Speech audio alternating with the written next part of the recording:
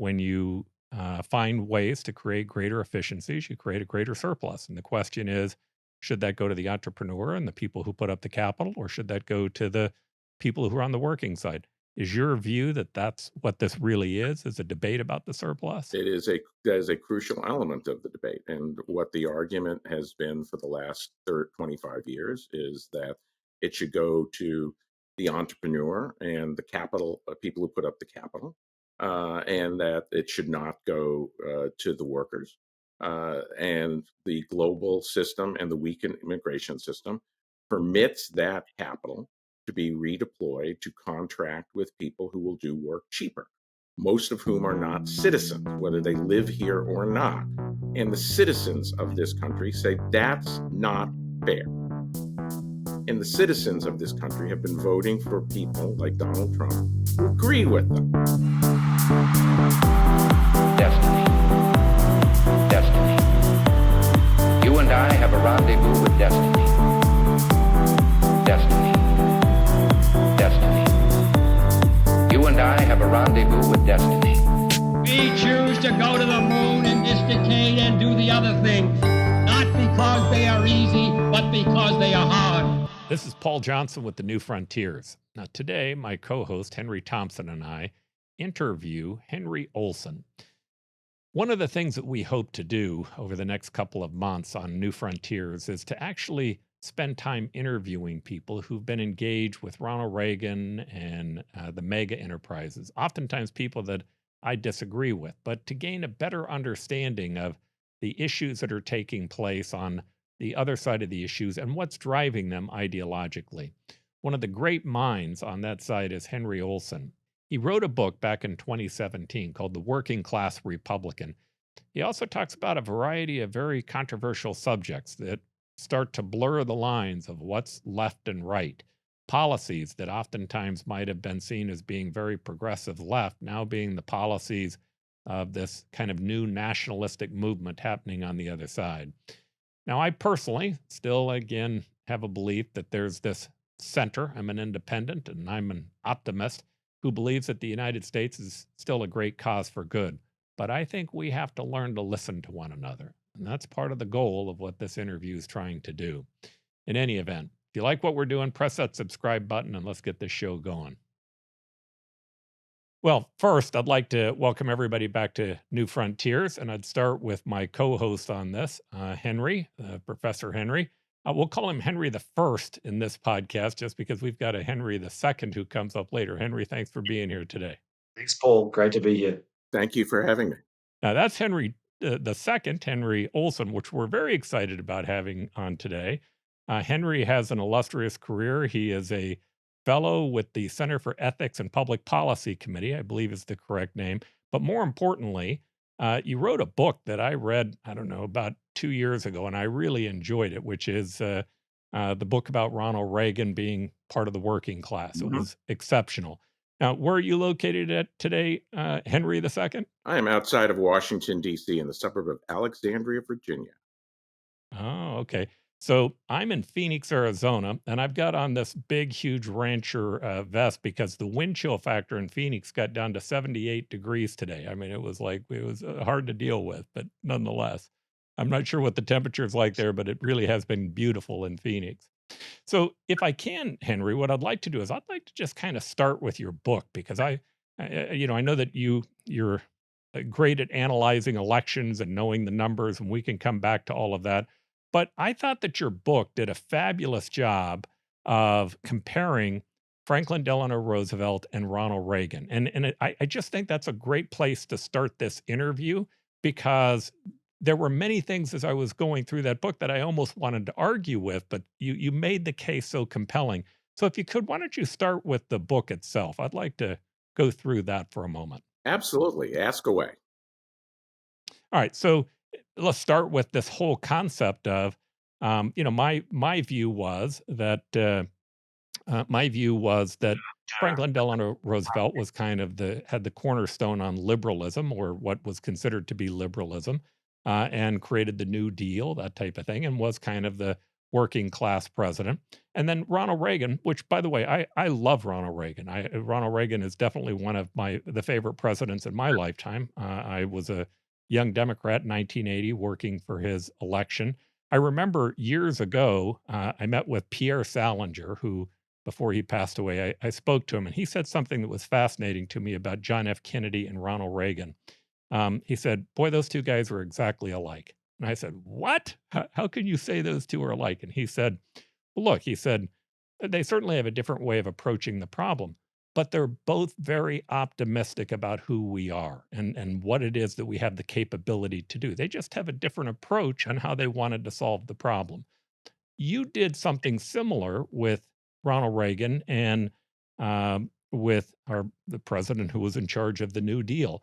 If you can, talk to us about why maybe oftentimes we don't see how Roosevelt was maybe more conservative, the New Deal was more conservative, and how it was that maybe Ronald Reagan was more progressive than maybe we might think at first glance. I think the fundamental thing to understand about Franklin Roosevelt is whatever changes he wrought, and they were significant, he argued to the American people that they were the continuation, not the amendment of the American dream. And that's what Americans bought into. That what he persuaded them was that a larger government was necessary to give them exactly the individual liberty that was at the center of the American dream. And Ronald Reagan supported Franklin Roosevelt, voted for him 4 times, was head of Hollywood for Truman Barkley, Truman being his vice president who succeeded him when he died in 1945. And I think when he said, he being Reagan, that the Democratic Party left him, he didn't leave the Democratic Party, and that he hadn't changed very much, I think he was telling an essential truth, which is that the reason he liked Franklin Roosevelt was because he believed Roosevelt was giving Americans the liberty they were promised. And when the Democrats, in Reagan's view, became more addicted to the state as the solution rather than the liberty of the people, is when Reagan decided he fit more on the right side of the spectrum. But he was always discreetly, but always not in step with a lot of the hard libertarian instincts of others on the right. And in that sense, he was really Franklin Roosevelt's interpreter rather than his opponent. And did you, when you look back on Reagan and many of the policies that he was looking to implement, is your view when you say that he wasn't in step with the libertarian? He did have, or at least he expressed the idea of trying to reduce the size of government. How do you mesh those two Well, thoughts? that's what I mean by reduce, not eliminate, is you take a look at what Barry Goldwater was trying to do, what a number of people who were involved in the early conservative movement, they wanted to repeal the New Deal. They wanted to end the federal government intervention in the economy. They didn't want to have the extensive government fiscal programs that existed. They didn't want to have the government regulation of whether a business could employ or could be forced to bargain with a labor union.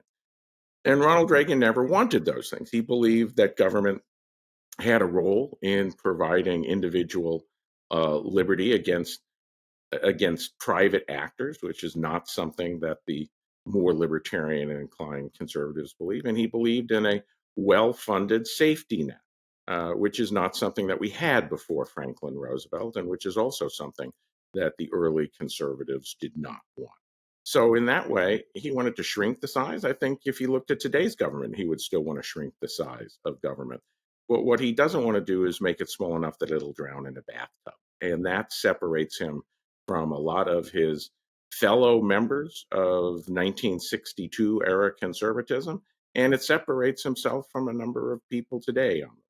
How would you then compare Donald Trump to Ronald Reagan? How do you see both their elections in terms of historic terms and what Trump's possibilities are in terms of his presidency? Well, How does it connect or relate to that? is that Trump, in a very odd way, is Ronald Reagan's inheritor. Now, most people who love Ronald Reagan would say, "How do you mean? Ronald Reagan was optimistic. Donald Trump is pessimistic, often pessimistic. Ronald Reagan wanted to shrink the state. Donald Trump doesn't talk much about that," and so forth.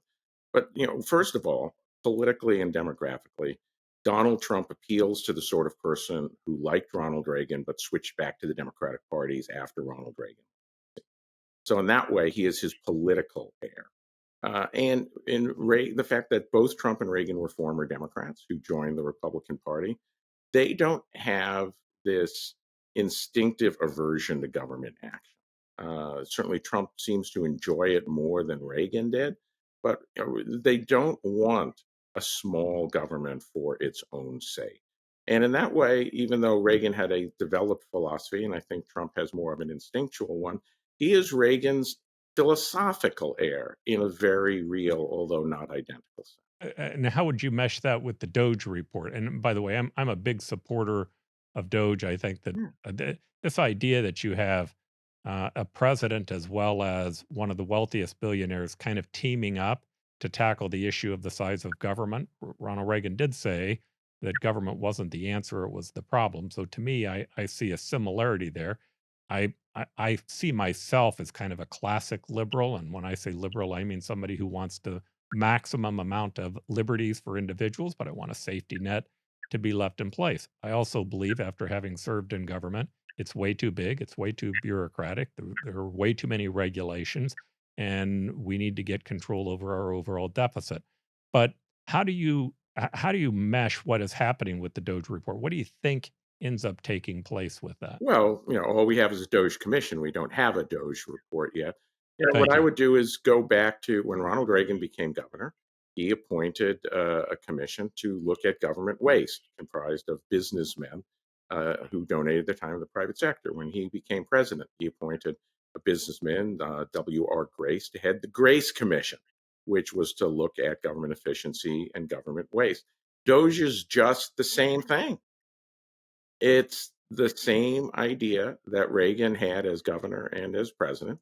And the fact is, because Democrats controlled Congress in 1985 when the Grace Report came out, and many Republicans were actually liberals back then, the Grace Commission never went very far. The DOGE report, the DOGE Commission, has the possibility to actually do what the Grace Commission promised, which is make the government more efficient and identify a number of programs that really do not deserve to be funded in the modern day and age. So I think the DOGE Commission is just the updating of the Grace Commission.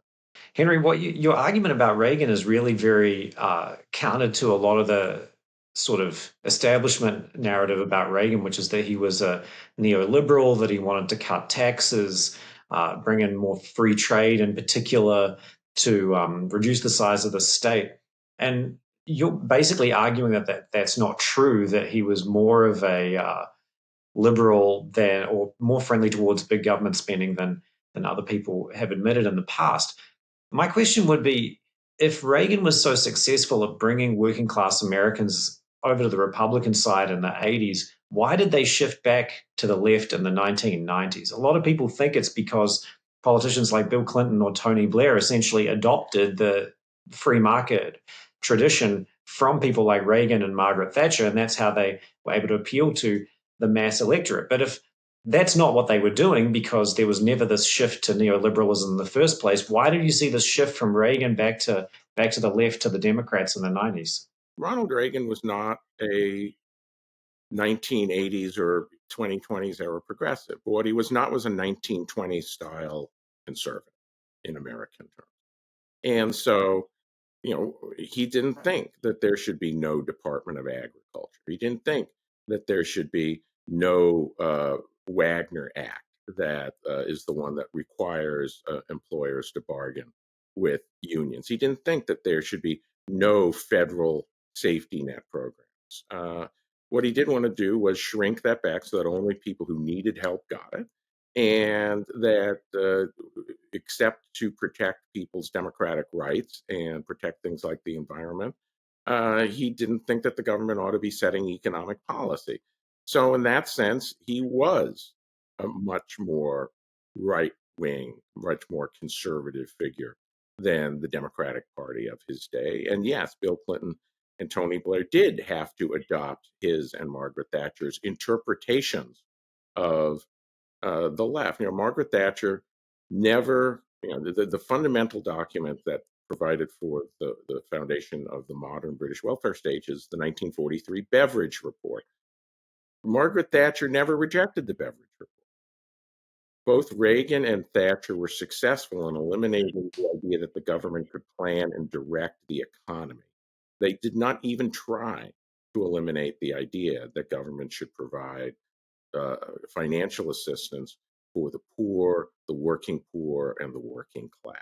And that is where many of Reagan and many of Thatcher's successors basically didn't understand what their leaders were doing. And so consequently, they often fall into the trap of demonstrating indifference to the welfare state that both Reagan and Thatcher believed was absolutely essential. They stopped talking in terms of need and desert, and they started talking in terms of power of government for its own sake, that we should have a small government for its own sake, regardless of the material impact on individuals' lives. That was never Reagan and Thatcher's position, but it was very much the position of Reaganites and Thatcherites that succeeded them, and I think is a major reason why neither of those wings has been successful in changing the country in their direction, because they don't represent what their idols wanted, and the American and the British people don't want what they're selling.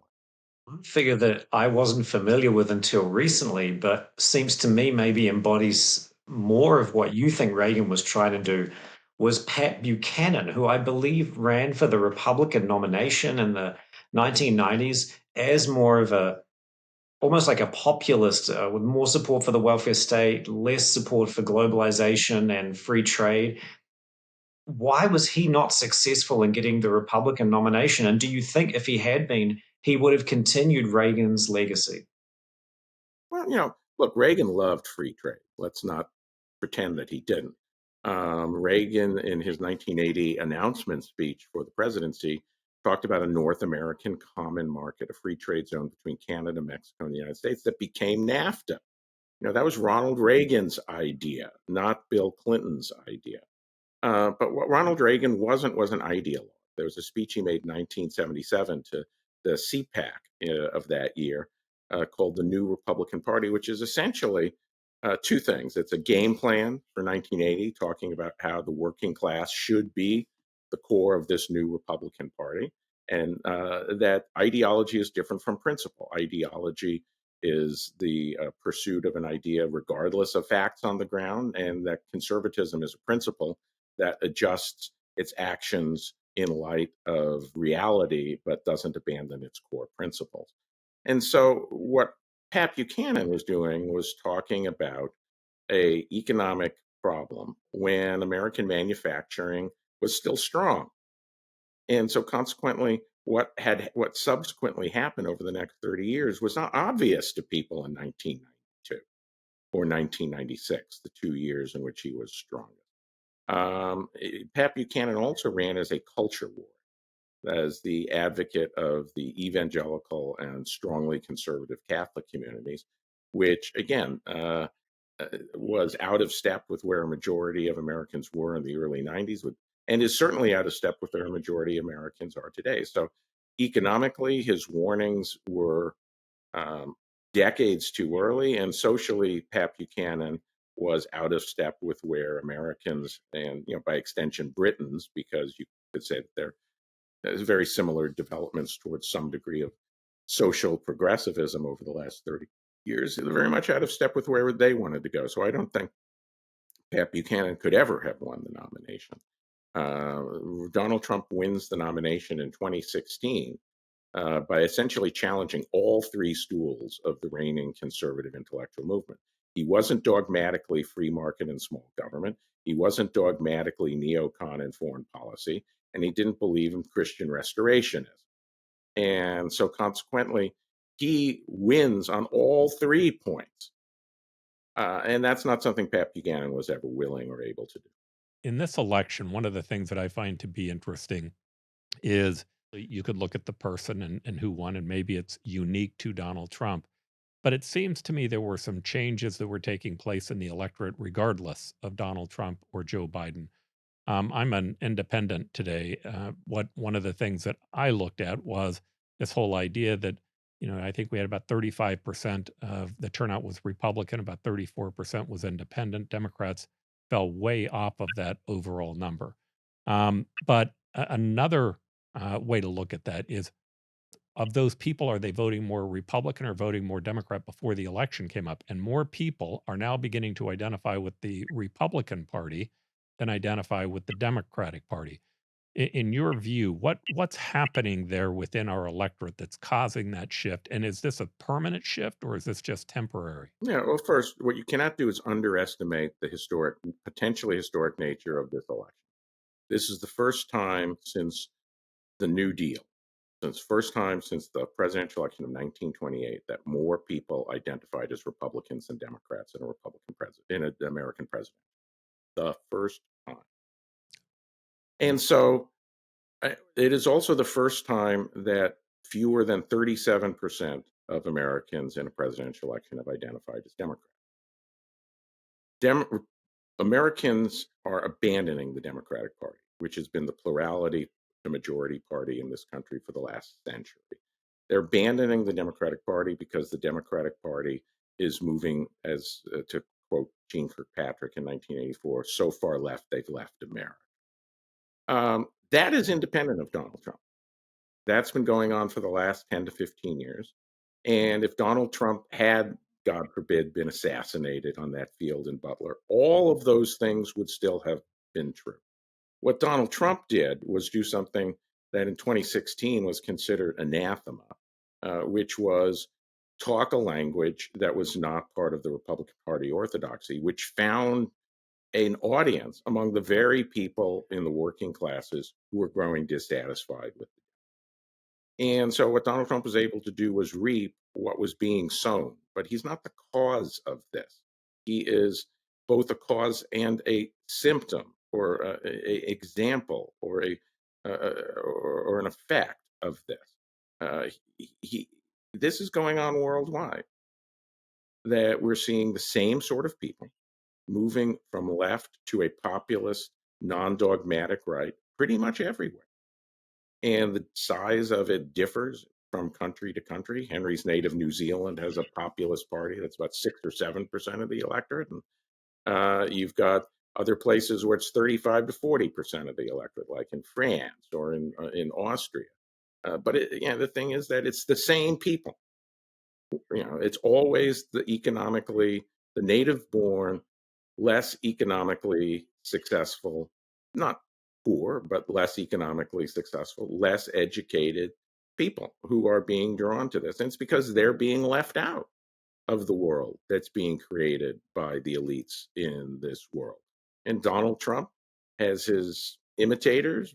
Donald Trump has his unique political skills, but other people are putting it together too, and doing it for their own countries in their own countries' ways. And I think what we have been seeing is that the modern center-left coalition requires too many compromises with the hard left to be electorally viable in virtually any Western. But I find I have more in line with the Federalist Society than I do with the progressives on the left. The idea that the Federalist Society cares about liberty, they care about trying to ensure that we have the maximum amount of rights, that they're trying to protect property rights as well as human rights, civil rights, and equal rights in their way.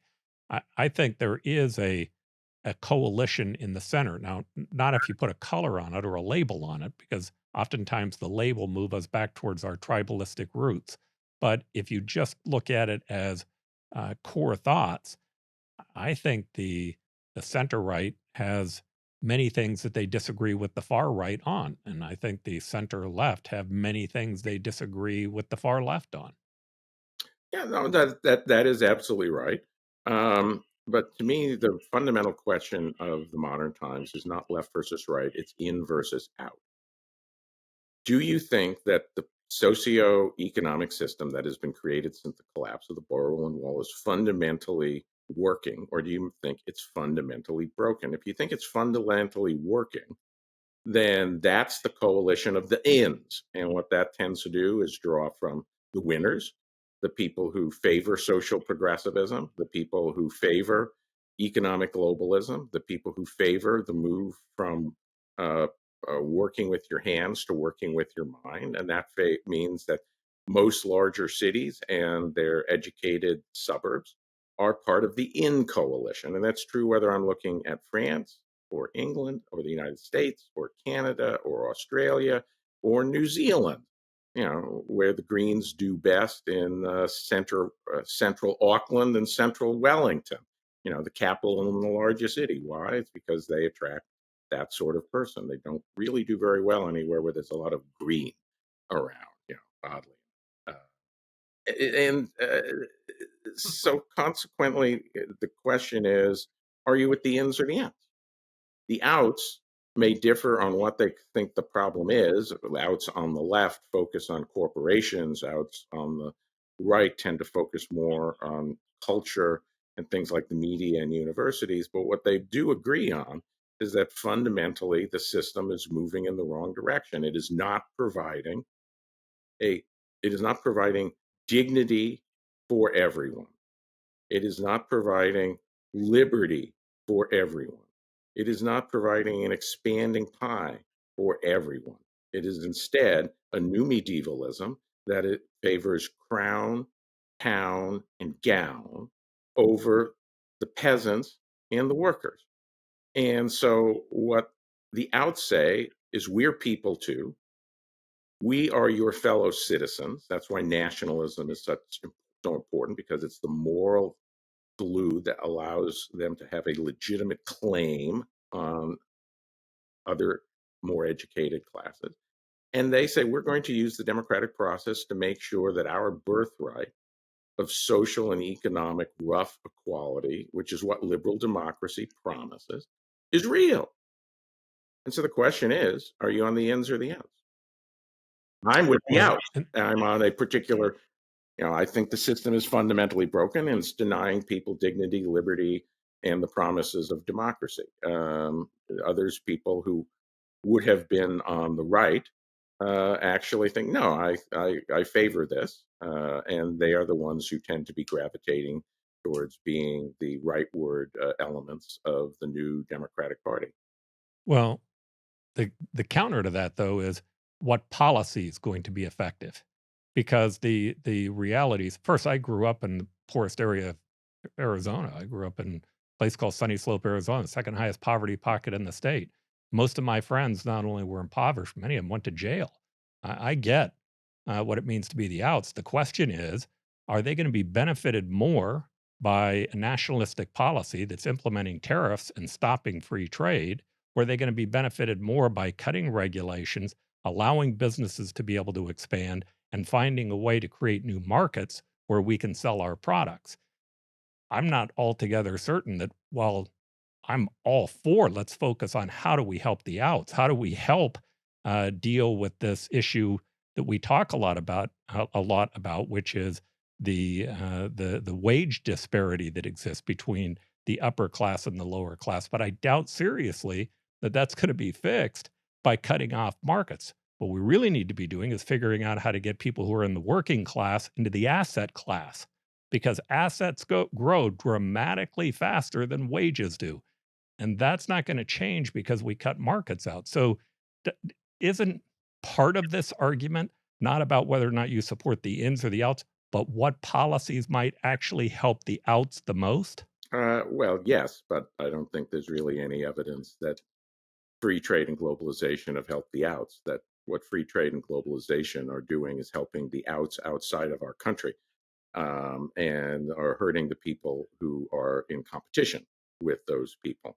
And so consequently, I I think Trump's policy of there's no inconsistency between internal free markets and external trade barriers and deregulation. I don't think that, his theory is that that mixture will both provide more freedom to business and provide for the reinvestment in the United States that will bring up wages for the people who work with their hands, that rather than contracting with people overseas, so that we're making Indonesia rich, we're going to bring people those things back so that we make Nebraskans rich. We will see whether or not that happens. Does that mean that some people will lose? Yes. The people who are on the ends will lose. There will be a lower return to their investment in education. They will not be able to contract with as many foreigners, either at home or abroad. So consequently, they have to pay higher wages. Wealth will be transferred from them to their native-born brethren who have less education. I'm all for it.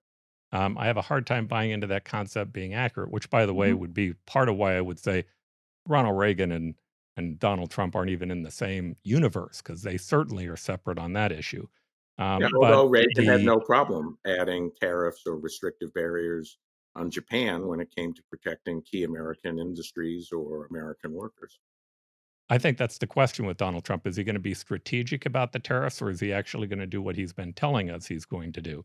If he's strategic in it, I think most people will agree there is a role for a strategic tariffs to be placed on China and other countries.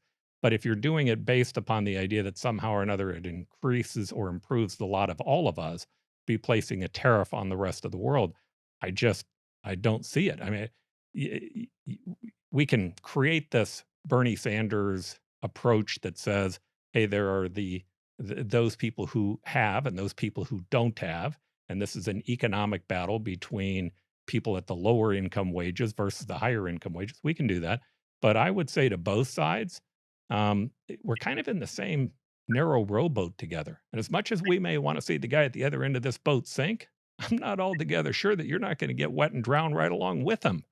There's a reason for us to try to pull together as opposed to pulling separately. And I have high doubts that pulling separately, not finding a way to we definitely need to be focused on that group of people and how can we bring them up. And maybe we need to be doing more in areas like Michigan, Minnesota, Wisconsin, areas that have been harmed the most through that economic development. I also get why they would like the tariff.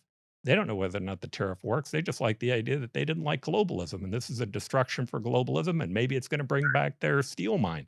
Well, you bring back the steel mine and kill Boeing. I'm not altogether sure that you've made all the benefit that you thought that you were going to make.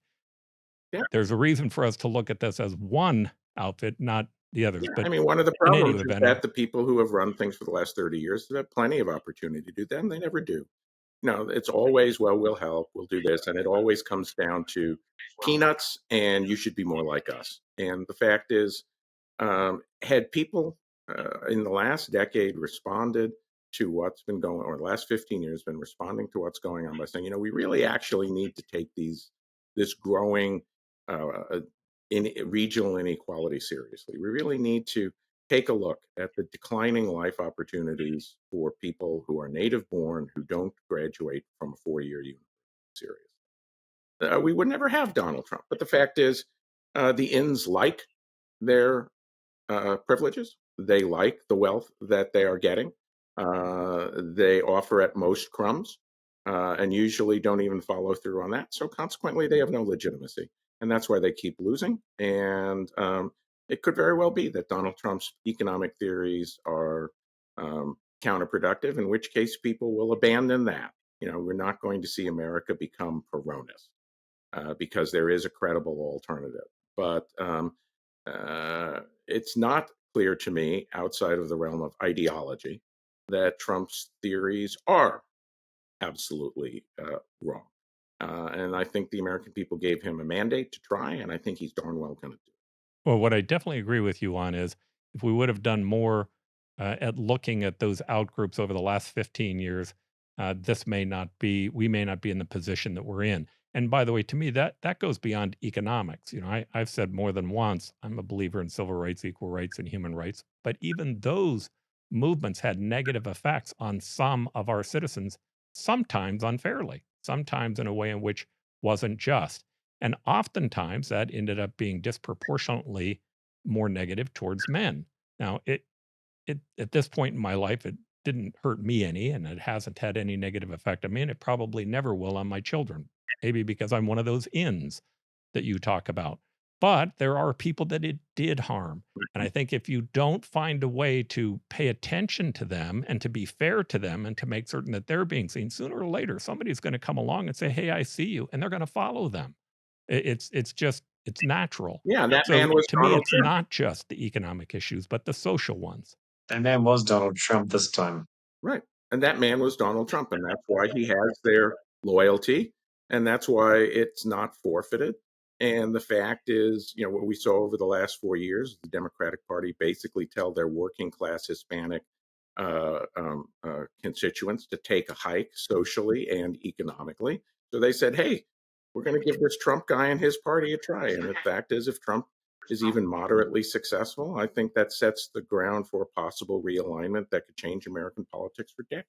I was going to ask, but Henry, the question is, how does the Democratic Party respond? Because even a pretty decisive electoral college win in this political system is not more than whatever 4 or 5 percentage point swing. And so the Democratic Party has every opportunity to turn around and repudiate at least part of some of the policies that have led some of these crucial constituencies and crucial areas to turn away from them. Doesn't a lot of this depend on how the Democratic Party responds to? I agree, it was a historic election, but the Democrats, they get to have an answer to this election result. Oh, they do, and we'll see whether they do. And a lot of people are saying, look, we've gone too far left. The question is whether Democratic voters agree. And typically what you find is that, as Ronald Reagan said in 1964, human nature resists change and it bends over backwards to avoid radical change. And the left of the Democratic Party doesn't think they've been in charge. They think they've been in the back of the bus for the last 30 years. That's a fact. And so do you think the left of the Democratic Party is going to say, oh, yeah, those of us in the back of the bus are the ones who caused the bus to crash? They're going to say, no, the problem is you guys who held the steering wheel. So, on my podcast that went up recently, I interviewed a leading centrist, and he says, yeah, you actually need to, cast these people out. And I said, which politician is actually going to do that? And he said, well, that's my job. Their job is basically to try and maximize their coalition. Well, look, if the problem is the third of the Democratic Party that thinks the problem with the Democratic Party is it's not progressive enough, you have to have a moment where you say, no, you're wrong. And that's what Donald Trump did in 2016. Again, in an own Trumpian way, not in like a organized philosophic way, but it was quite clear Donald Trump was against supply-side economics as an ideology. He was against neoconservative foreign policy as an ideology, and he was against Christian restorationism as an ideology. And he beat them. That's why he has legitimacy. He didn't shrink from saying, John McCain's not a hero. He got captured. I was opposed to the war in Iraq, and he didn't flinch. He didn't care that that wing of the party would not like him. So he beat them. The question is, does anyone on the Democratic side have the guts to do that? When Ronald Reagan challenged Gerald Ford in 1976, he was politer than Trump, but he was very clear. He cast Gerald Ford, the leader of the moderately conservative wing of the Republican Party, as the problem. And he didn't win that time, but he won the intellectual argument. He won in 1980. He took them on and he beat them. He didn't, you can beat somebody without beating them into a pulp and being offensive. And if the Democrats want to take on their left, there's only one thing they have to do to be successful, and that's take on their left. But that means beating them. But what would be the equivalent statements, Henry? If Trump's 3 statements were, I'm not in favor of free trade and low taxes, I'm not in favor of interventionism abroad to try and topple authoritarian regimes, etc., and I'm definitely not a socially conservative Christian. What are the 2 or 3 statements, and maybe, Paul, you probably weigh in on this too, what are the 2 or 3 statements that would symbolize this break from the Democratic Party orthodoxy, probably drive people crazy, but potentially bring working class voters back into the fold? Well, the first thing they have to, there's a lot of things that they need to do, but there's basically, they need to be people who genuinely love America.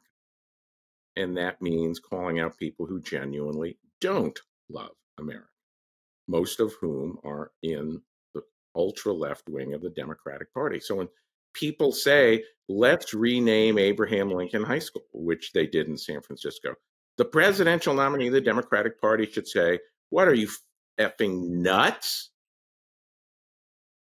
George Washington wasn't a slaveholder. That's not he was, but that's not his defining characteristic. He's the man who gave us our freedom.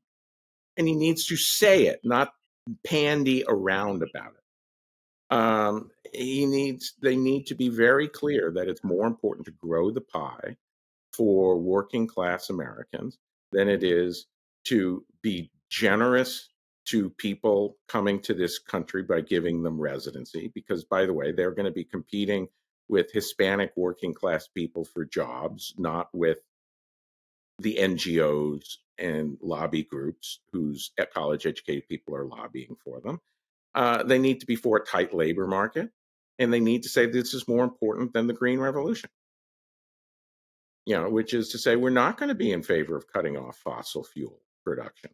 We'll try and subsidize, because it's the Democrats, we'll try and subsidize a transition away from that. But we're not going to say, don't drill, don't frack, don't mine. What, are you nuts? So those are two things right away. On the trans issue, they need to be absolutely that children are different than adults. If you're 18 years old or under, no, you're not going to transition. No, you're not going to be competing on sports with women, even after you transition before you're 18. We're for biology. We're for science. What, are you nuts? And we know that that's going to be incredibly offensive to that third of the party. But they have to be beaten in a fight, or else what the Democrats will do is ultimately be dragged down by their compromise. Assuming a moderately successful Republican.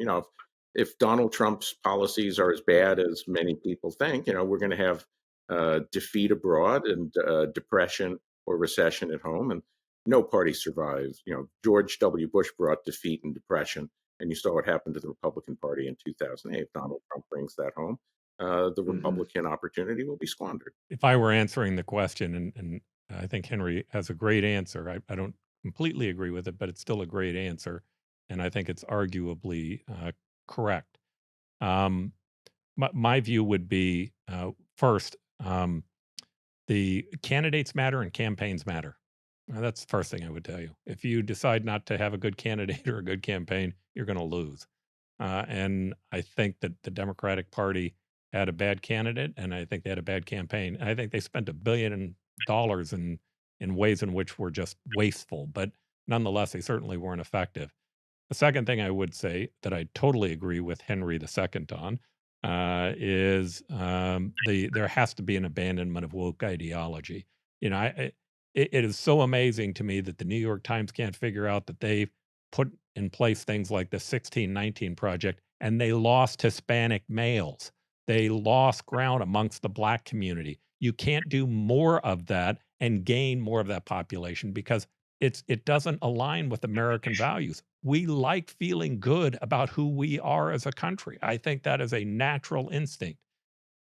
Now, I will tell you what I think needs to happen for the Democrats to win, but it's not what I want them to do because, as you know, I don't like the two coalitions. I think the idea that we have a coalition in the Democratic Party and a coalition on the Republican Party forces moderate Democrats to have to go along with progressives, and it forces moderate Republicans to have to go along with people like the Oath Keepers. And my answer to that is that's not good for us either. But saying that, I don't think I'm going to get my way. I think we're probably going to have two parties 4 years from now, and it's going to be the predominant way that we're going to elect them. I think what the Democratic Party would do to win, if they wanted to win, they're going to go further left than Trump. They're just going to pick a different enemy. Instead of picking the enemy being globalist and immigrants, they're going to pick wealthy people and profits, corporations, and they're going to talk about instead of being to the right of Trump on tariffs, they'll see which ones work. They'll see which ones put people out of work. They'll go campaign on that because it's the right way to utilize that from a divisive standpoint. But in some areas, they'll go further left of him on that issue. On immigration, they're on the wrong side of their own constituency on immigration. I have campaigned a lot with Hispanics in Arizona, and I'm telling you, On immigration, people want a border that works. Now, that doesn't mean that they're against immigration, but they're against illegal immigration pretty much in a unified way, including people in the Hispanic community. They're concerned about discrimination. They don't want to be discriminated against. They don't want you pulling them over because they're Hispanic, but they think that there should be enforcement on the border. But on all those economic issues, Trump had enemies, and those enemies he profited off of. He benefited from, I guess, the better way to say it. He benefited from the people who didn't like him.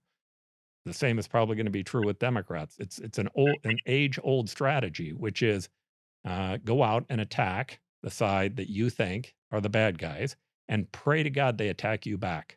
Because if they attack you back, you got to fight. If you got to fight, you look like you're the strong man.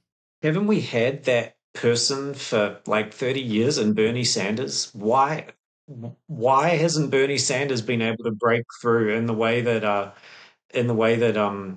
Donald Trump was able to?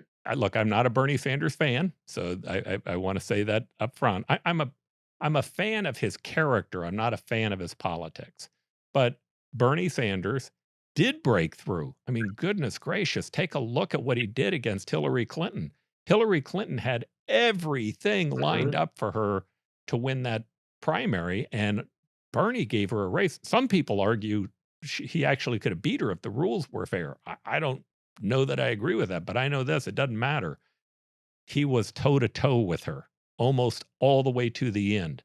So a younger Bernie Sanders is an obvious solution to me to beat Donald Trump. It's an obvious solution.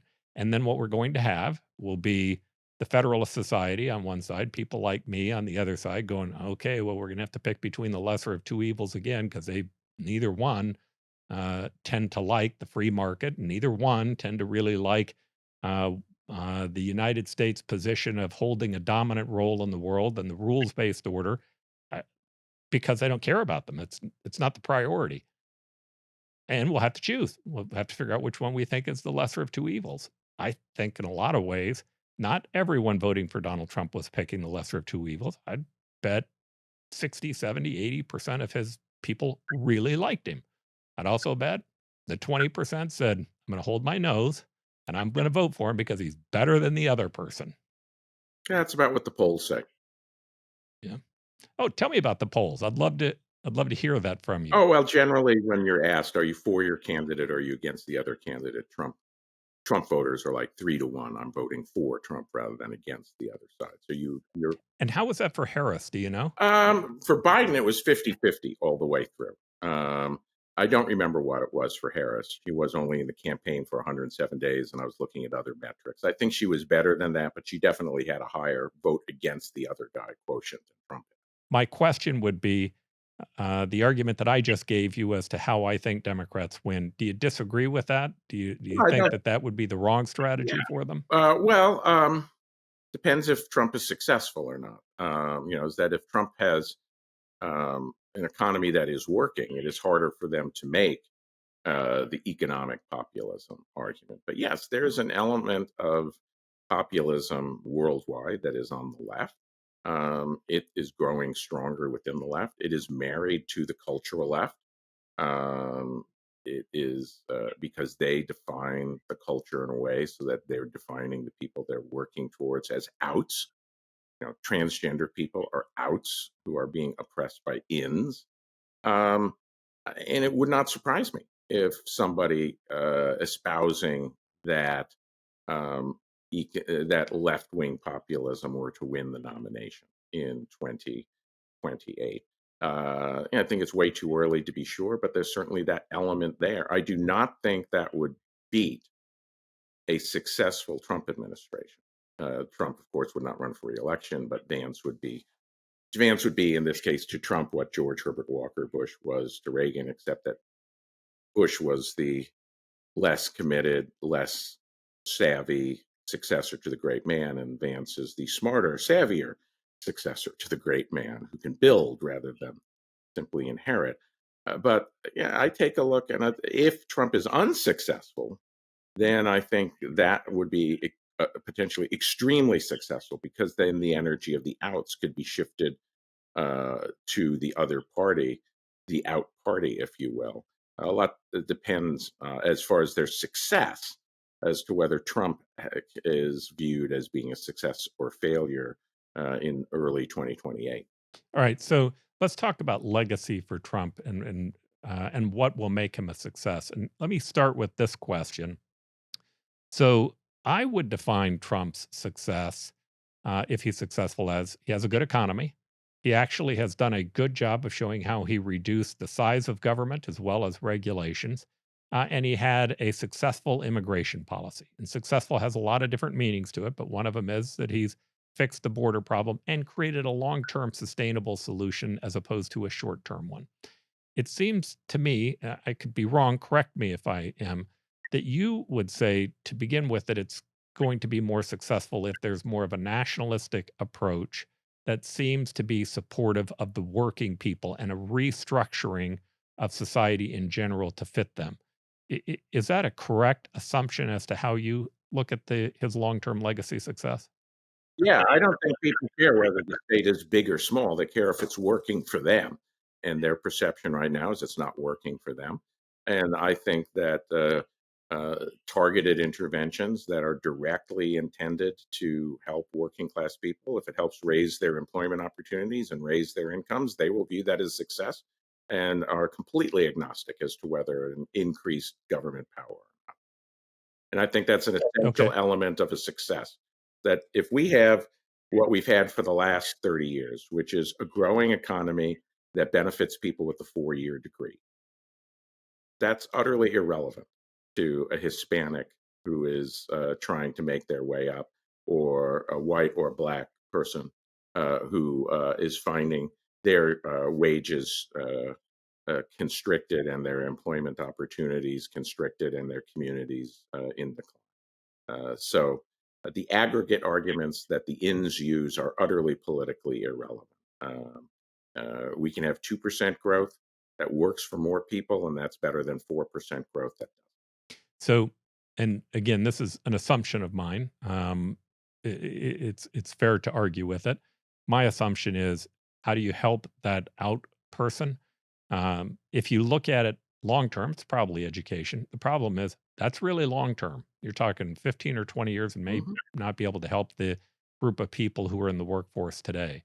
I see entrepreneurship as being the greatest way to help people who come from lower economic areas because it gives them the ability to build for the great life that they would never get not having an education. Now I got married out of high school. I worked my way through college. It took me a long time, but business was my key. If I couldn't have started a business, I would have been in Mhm. trouble. And for me, that's why the size of government matters, because the bigger the government, the more regulations that exist, the more difficult it is for small, low income entrepreneurs to get started. It's not difficult for big businesses to do it in a highly regulated environment, but it's really difficult for the small startup, Yeah. for the baker or the restaurant owner. Yeah, but first of all, most people don't want to be entrepreneurs. Um, yes, encouraging people to be entrepreneurs or business people is a good thing, but most people don't want that. The success of an economic policy is not whether the entrepreneur is thriving, but whether the employees of the entrepreneur are thriving. The second thing I would say is that there's no inconsistency between deregulating less government on one hand and more government on another. To say otherwise is simply reducing government to an ideology. And what Trump's argument is, if I do more to restrict opportunities to contract with foreigners at home or abroad, and do more to allow people who are here legally and who are our citizens to help themselves, that will create the economic conditions that will help the maximum amount of people. That's agnostic on the question of government power per se, but that's the theory, and we'll see whether or not it works. And I think that's the way Americans look at things. They So don't. would your view, and again, I would argue the left makes this same argument, that this is really an argument over the surplus. The idea that in any business, in any economic realm of products, when you find ways to create greater efficiencies, you create a greater surplus. And the question is, Should that go to the entrepreneur and the people who put up the capital, or should that go to the people who are on the working side? Is your view that that's what this really is a debate about the surplus? That is a crucial element of the debate. And what the argument has been for the last 25 years is that it should go to the entrepreneur and the capital, people who put up the capital, and that it should not go to the workers. And the global system and the weakened immigration system permits that capital to be redeployed to contract with people who will do work cheaper, most of whom are not citizens, whether they live here or not. And the citizens of this country say that's not fair. And the citizens of this country have been voting for people like Donald Trump who agree with them. And so that's what I think we're going to find, is that is the sort of system that, if Trump is successful, will continue to grow, is that we're going to see a reallocation of that surplus from investors to workers, in part because that will become more economically viable when the opportunities to contract with foreigners abroad or at home are reduced. Yeah, and to me, what's fascinating about that, which I completely disagree, but what's fascinating about that from a political standpoint is that creates a connection between, I'm not going to call it the far right, because to me, the far right are the Proud Boys and the Oath Keepers, and I don't know that they fall into that realm. But this maybe MAGA right. Those people are politically irrelevant. There aren't enough of them to matter. But there's an element of the right and the left that combine for and against that issue differently than the traditional right and left, is maybe a good way to look at Right. it. That's why I say it's ins versus outs, not right versus left. Yeah, that's a good point. And I do think the more I think about that analysis, that is the correct way to look at the problem. So when you then think about what will determine Donald Trump's success, is your view that the things that are happening today with political appointments, with the idea of going after your political opponents, does that is that a positive for his long term legacy, or would you see that as being one of the threats to a better Well, legacy? it depends on what happens from here. Right now, nobody who is not a partisan is paying attention to any of these confirmations. If you take a look at, I mentioned this on my podcast 2 weeks ago, is that if you take a look at polls and you ask, well, what do you think of Pete Hegseth? Democrats have their opinion and Republicans have theirs, but independents, like close to 2/3, have no opinion. They can't even pronounce his last name. The people who decide the elections, the people who aren't obsessed with politics, the people who aren't downloading this podcast, aren't focused on it. They don't care. And so the question is going to be, do these things produce success, or do these things not produce success? With respect to going after his enemies, it depends whether or not how he does it. It depends whether there's a colorable claim. If you say, well, I'm going to investigate Joe Biden for this, blah, blah, blah, and then 8 months later, a grand jury indicts him because guess what? There was evidence he committed a legal violation. That's a lot different than if you're than if you're doing a lot of things that have no justification, or when it brought to the light of day have insufficient justification. Ultimately, I think that Donald Trump is not a direct threat to democracy. You can't end democracy without ending democracy, and that means killing or imprisoning your enemies, ending the ability to say the president is bad, both in the mass and in the mass media, or individually, online or something. And I don't see any indication Donald Trump wants to do it, nor do I see any indication that if he tried to do it, it'd be successful. Does anybody believe that the American military would obey an order to arrest Nancy Pelosi because she's an enemy of the state? They're much likelier to arrest Donald Trump as an enemy of the state if he issued the order. So you look at that and you just say, this is laughable. It's utterly laughable. And what they're really saying is he's a threat to our power, to which, I think the American people say, good. Yeah, I wasn't a supporter of Donald Trump. I don't think I have to disclose that at this point. I wasn't a supporter of Donald Trump. There are things that I definitely worried about him. Definitely January 6th is at the very top of that list Mhm. for me. Saying that, I agree with you on a few things. Here's one. He's not an end to the democracy of the United States. And the fact that people were saying that was ridiculous. And I've said that over and over again on my podcast. We're bigger than him, Joe Biden, and Kamala Harris, all three put together. The institutions of this country can withstand it. They're going to have to withstand change. Change is going to be important, and it's part of why the electoral process is important. Right. The second thing I would say is I think it may help him some of these fights. I don't like him saying the things that he says. They bother me, but I think he knows it bothers people like me, and I think he knows that it bothers progressives and liberals even more. That's why he keeps doing it. Yeah. He does it because he wants them to be pissed off. Well, the thing is, eh, if you're explaining, you're losing. And when they're explaining why they don't like what Trump is doing, Trump is setting the agenda. And Trump doesn't set the agenda all the time, but he sure sets the agenda most of the time. Part of what he does is take advantage of their preoccupations and jujitsus them with it. When you've got Kamala Harris ending her campaign with Liz Cheney talking about democracy, just shows that they know they'd given up, whether they understood it or not. They had de facto given up on persuading the swing voter. They were trying to hype turnout, but it's just January 6th bothered me a lot too. I wrote against it, and I wrote against the election fraud myth. Donald Trump lost the election of 2020 fairly. He won the election of 2024 fairly. But Donald Trump is often helped by the derangement of his enemies, and Donald Trump knows how to provoke it about as well as any politician ever. Yeah, I have a little brother that's just like him.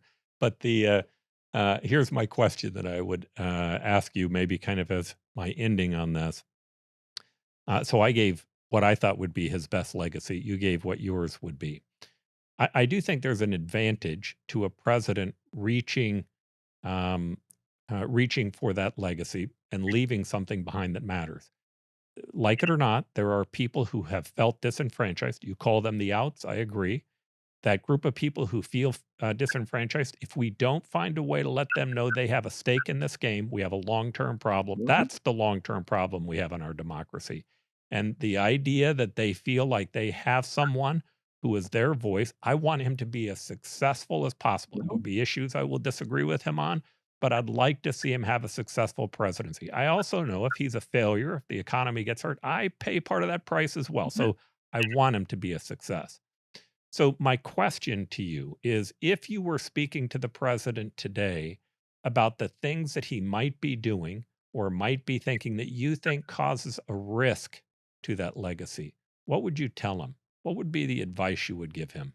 A couple of things. First of all, he needs to dance with the one what brung him, which is we have had presidents for the last 30 years who ran on one set of issues and direction and governed on another. And fundamentally, Americans feel lied to because they have been lied to. And so, what I'd say to Donald Trump, you talked about fixing the economy. You talked about bringing peace to an uncertain world while making America's military stronger. You talked about ending illegal immigration and bringing manufacturing back to the American shores. Focus on that and a little else. That's what your legacy is built on. And if in 4 years from now, we went through it, Ronald Reagan went through an incredibly deep recession, but he beat inflation. And by 1984, inflation was down to 4%, which for those of us, people like you and me remember those days, but people who are younger would say, that's high. Well, actually, that by when Ronald Reagan was running, 4% inflation was the lowest in 15 years. Hmm. And we had 11% unemployment, but it was plummeting. It never got below 5% during the Reagan Bush years, but that was considered low compared to what we had. Things were better. Real wages were increasing across the board. And so Ronald Reagan got a massive landslide despite falling to 37% job approval in late 1982 because of the early problems with the transition between the old sclerotic economy and the new one. So, if tariffs bring dislocation to trade and increase in unemployment and a small but measurable increase in inflation, and he has a bad midterm, do what Ronald Reagan did, stay the course and see whether or not it comes out on the other side. If he's right and it comes out on the other side, he'll be richly rewarded. And so what this means is don't get sidetracked. You always have events force you to do things, but don't fall prey to doing things that part of your base wants to do that's not part of your mandate. And this, part of that is the cutting government thing. Yeah, there's a lot of government that can be cut. But Americans aren't interested in that for its own sake. That means telling people like Chip Roy, thanks, but I'm going to go around you. I'm not going to let you hold my agenda hostage. And the same thing goes to, yes, he needs to be pro-life on some things, but what he doesn't need to do is go in for a Christian restorationist agenda. Religious liberty, religious freedom, absolutely. Pushing the 10 Commandments in classrooms, Donald Trump shouldn't have his education department, move in that direction. So what he needs to do is resist the temptation to gratify his base's priorities when that was not part of his mandate. And if he can resist that temptation and be successful, he will be rewarded handsomely, and his party will be rewarded.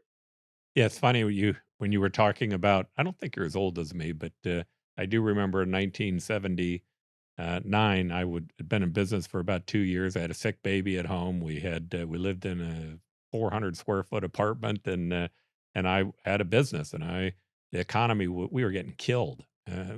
I was driving around in my pickup truck trying to find side jobs. And I remember Ronald Reagan, when he ran, one of the issues that he definitely gave to me and to the people who were kind of in my same position was they gave you a sense of hope. Yeah.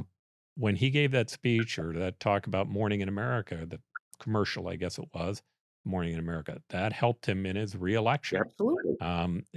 But it was staying the course. You're right on that. Yeah. I'm 63. So in 1979, I had just graduated high school. So I suspect I'm a couple years younger than you. Yeah, a couple years younger.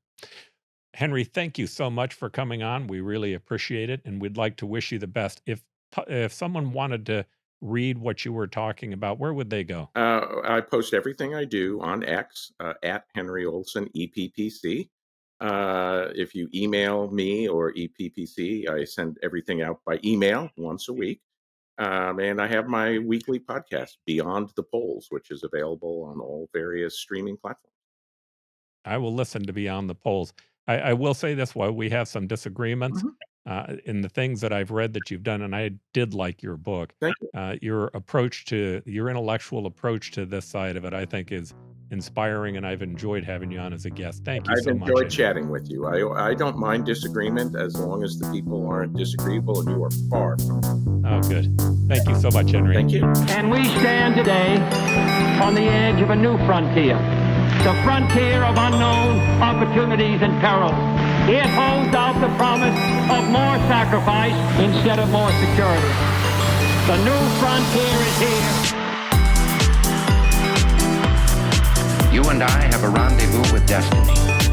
We'll preserve for our children this, the last best hope of man on earth, or we'll sentence them to take the last step into 1,000 years of darkness.